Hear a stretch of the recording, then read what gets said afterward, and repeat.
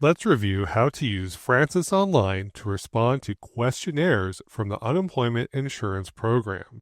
Sometimes we need more information about your initial claim or weekly claims.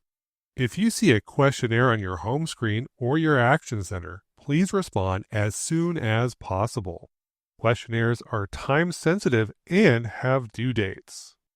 Select Respond to Questionnaire to give us more information. This helps us make a decision and move forward with your claim.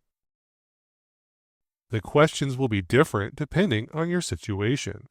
Be sure to answer the questions accurately. After answering the questions, you can attach copies of documents to many questionnaires. Select the Add Attachment button to share a copy of the document with us. Write a description of the document so we know what it is. You can attach multiple documents.